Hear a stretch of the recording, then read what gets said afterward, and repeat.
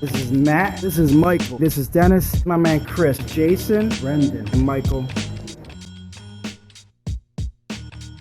Wholesalers that take other people's deals and then remarket them like they're their own deals, and then all of a sudden you find out that they're not the person that had the deal and they're marketing it for more. So somebody will take a deal that we're sending out and mark it up $5,000, and it's not even their deal to be marketing. And most of them don't do their due diligence before they bring the deal to the table. A lot of the wholesalers try to make too much on their side. There's not enough equity for the end buyer. I get annoyed when wholesalers are trying to wholesale something for well above what it's actually worth. I understand that they need to make some spread, but sometimes I get emails and phone calls about something that's just way over what you could even get on the MLS. Cash buyers are always trying to,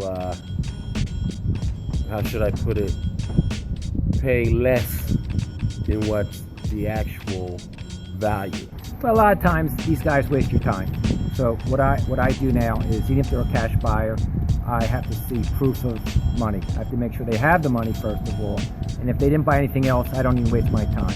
I want people that already experienced, because a lot of times cash buyers do waste your time. They like to talk about it, and they'll take you there, and you'll take them there, and you'll go out to lunch with them, but they're not buying. They won't pull the trigger. Cash buyers that have to get, I gotta get $7,000 from my mom over here, and then next month my aunt's getting a settlement, I'm gonna get another 20 there, or a couple days, we just had this, a week before the deal.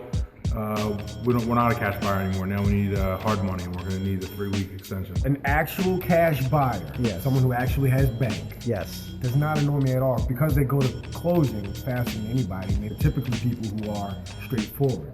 What I guess would be a poser. It's just I don't know why. Like, I would have to weed them out through a series of pre-qualifying questions. In the very beginning, I did have bad experiences calling people who didn't call me back.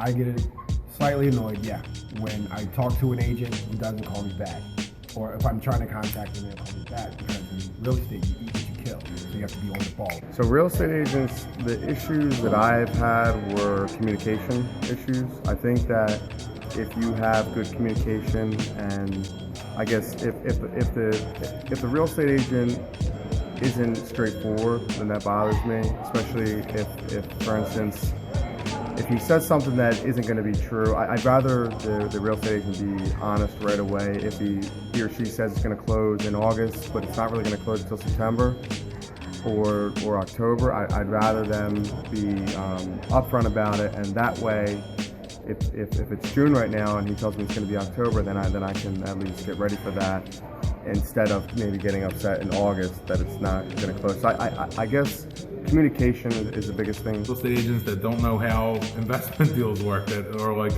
dinosaurs and they only know one way of doing business, and everything is not run exactly the way that they want it step by step, or that it can't be with their title company or whatever, that they're just a pain in the ass to work with sometimes. Real estate agents try to take from you what you can have done without their services. That's a long list. I struggle with being able to get just a return phone call. I understand they're trying to maximize their own time, and so sometimes they've already got something planned. But for example, if you have a house that's already pending, at least letting me know that it's pending, that would be helpful. And so sometimes I'm spinning my wheels on something where the house is already sold.